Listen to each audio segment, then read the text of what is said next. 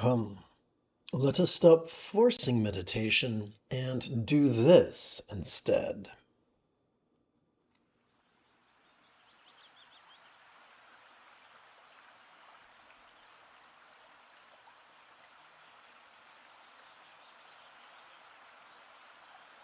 Together, let us relaxingly recite. Sturgeon's law reminds us that 90% of everything sucks, but not in the fun, tingly way. This includes humanity, even those who fancy themselves teachers of meditation.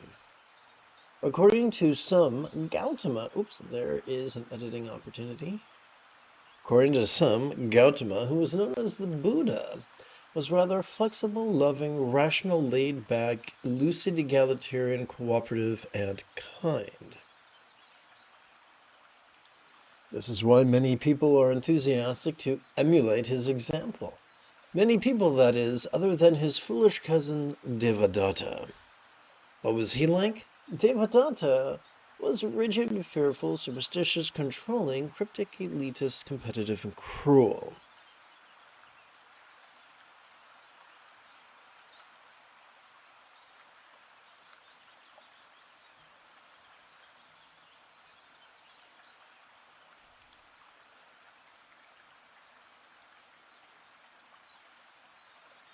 Gautama's path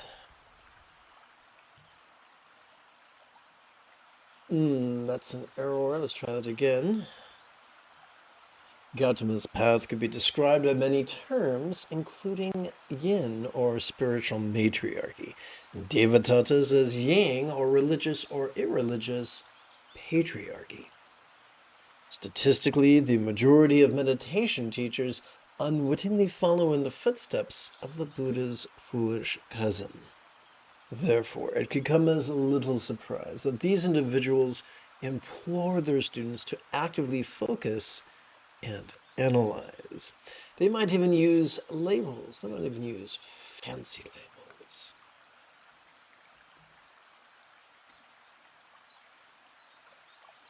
They might even use fancy labels like analysis, contemplation, vipassana.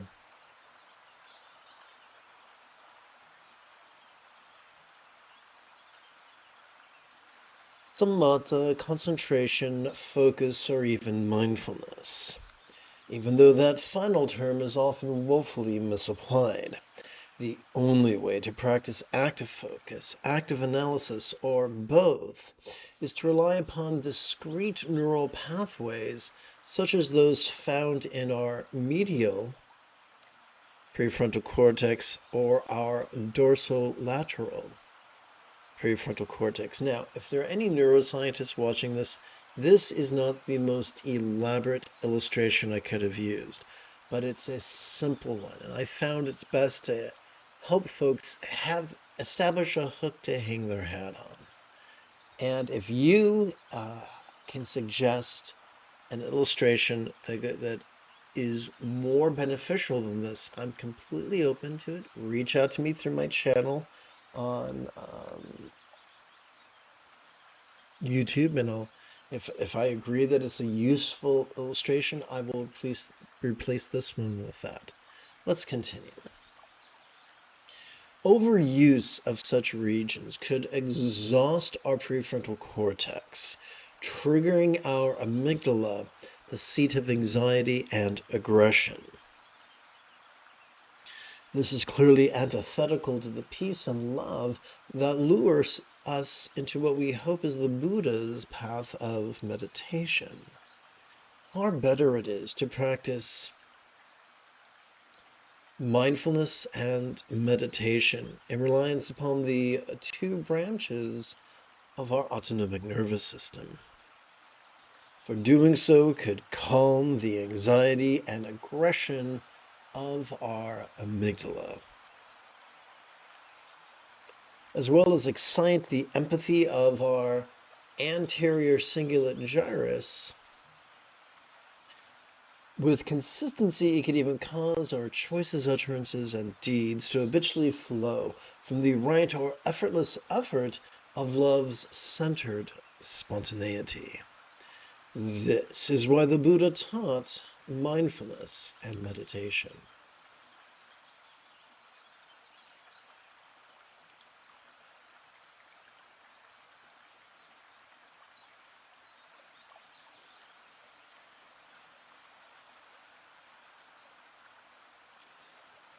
Having completed our opening lesson, it's time for us to shift gears.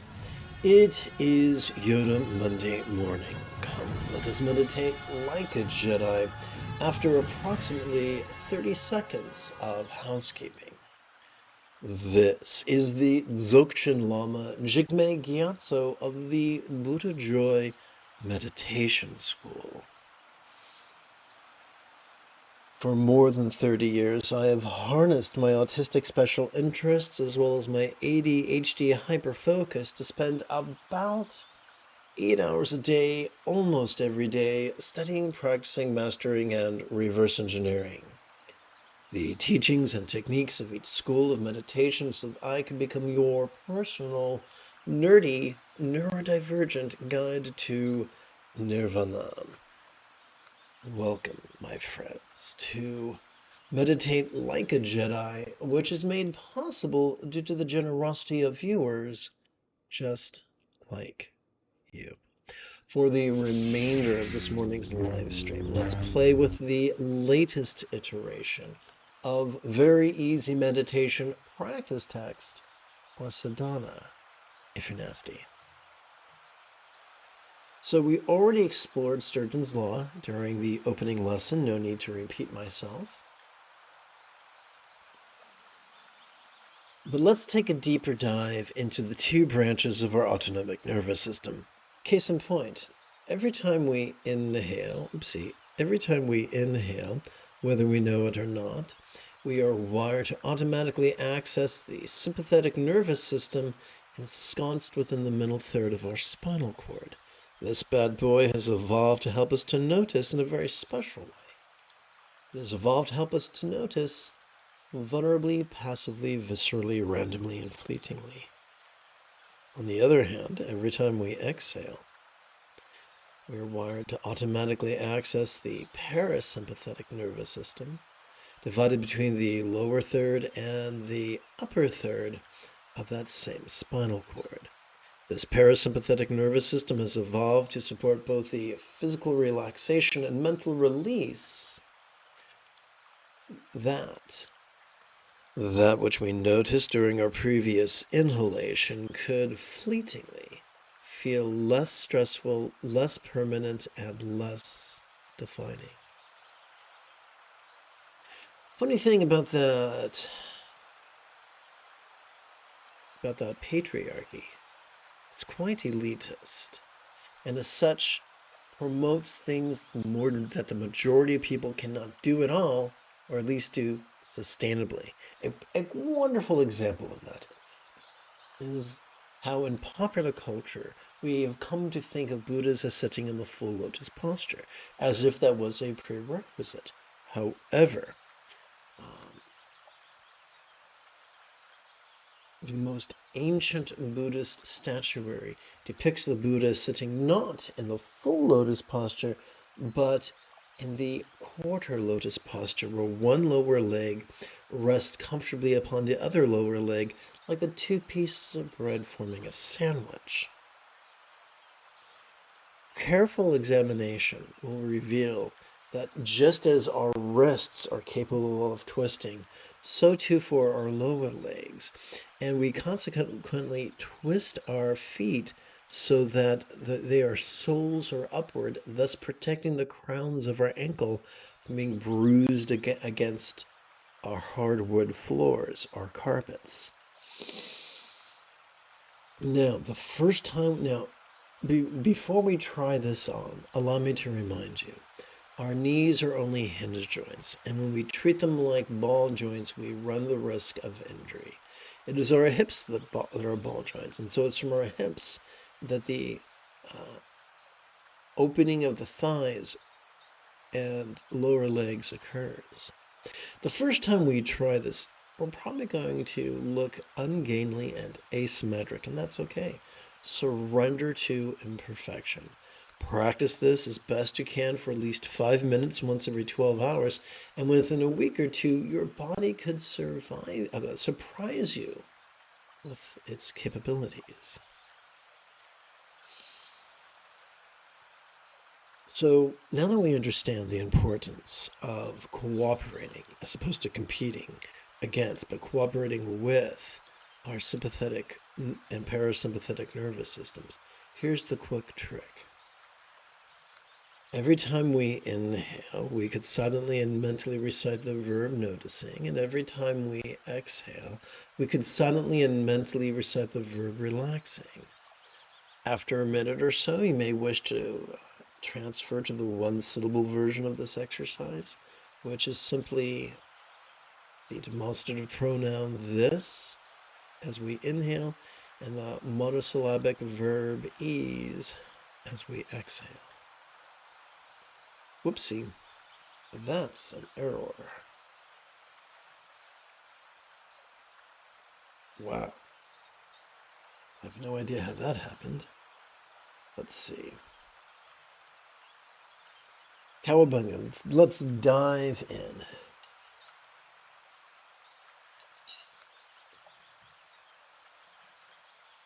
I think I know how that happened. When I was holding the control button and I tapped the wrong button, instead of hitting page down, it hit ended, or it hit end, and then it ended.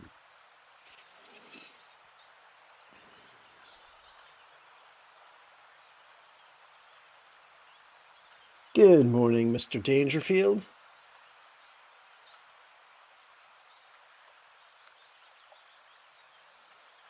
I have a pal, and he once told me his favorite Rodney Dangerfield joke. Sex and money, that's all my wife and I can argue about. We can't agree on a price.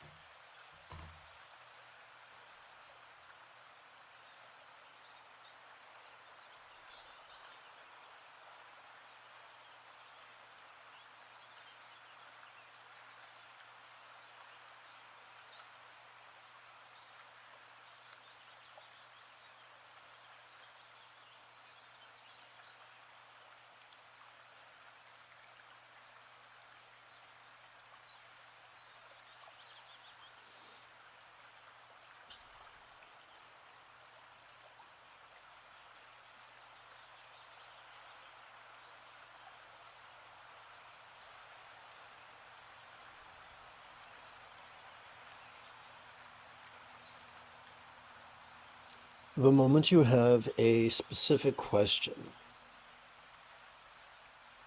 about Buddhist philosophy or meditation, don't hesitate to type your question in great detail in the chat window. For I tend to check for questions approximately once every 15 minutes or so.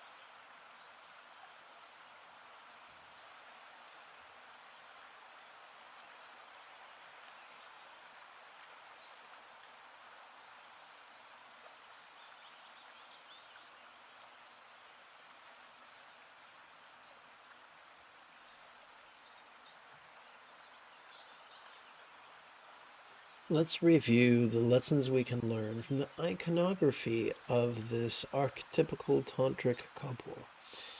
This couple could be described in English as the all-good mother and father sporting in tantric union. Let's put a finer point on this. The nudity of the all-good mother. It makes us reminiscent of mindfulness.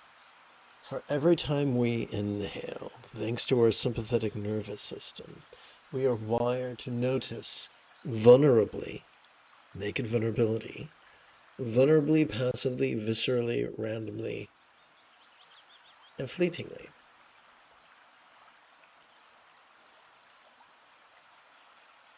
The hue of the all-good father in tantric union makes us reminiscent of the infinite azure sky. What is the significance of that? Every time we relax into our exhalation, whatever we noticed during our previous inhalation can begin to feel as if it was as non-graspable as a vast empty void. Now, what is a real world example of a non-graspable vast empty void? How about the illusion of the infinite azure sky on a bright and beautiful cloudless morn, which although could be tantalizing to the eye, is non-graspable to the hand.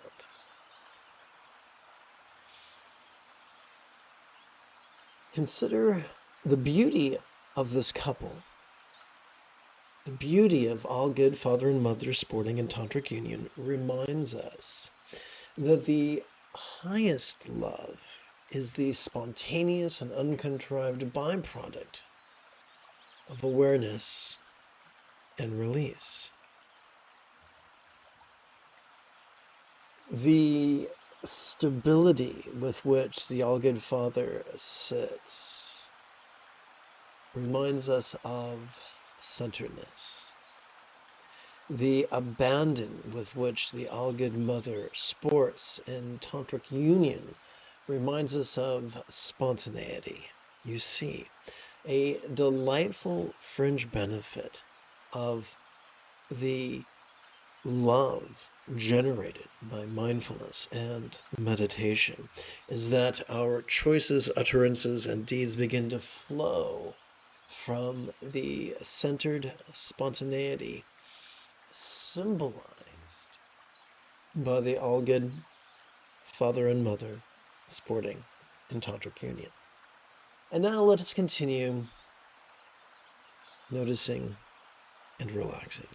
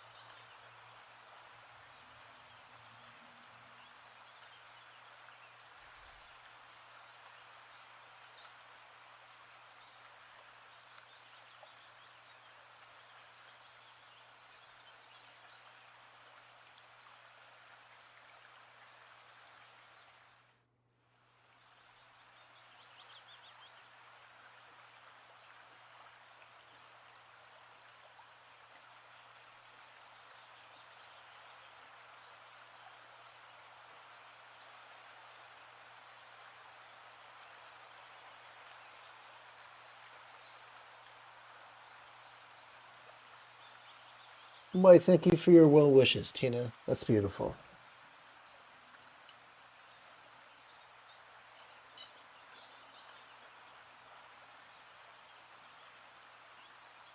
Let's spend a few moments reviewing the lessons of the iconography of this archetype. Known in English as Diamond Mind, this archetype appears to be holding what's known as a symbolic representation of a diamond comprised of brass. In Sanskrit, it is known as a Vajra, and in Tibetan as a Dorje. It symbolizes the fact that as we breathe in, we're wired to notice vulnerably, passively, viscerally, randomly, and fleetingly. And as such, we are wired to notice sights, sounds, sensations, flavors, scents, and the like, including emotions, intentions, thoughts, memories, and imaginings, the full spectrum of human experience, from the external to the internal, from the physical to the mental, from the pleasurable to the painful, from the interesting to the boring, from the glorious to the grotesque. In the left hand of Diamond Mind, we see a bell of brass known in Sanskrit as a ganta. This bell reminds us that as we relax into our exhalation, whatever we noticed during our previous inhalation can feel resounding, yet as non-graspable as a bell.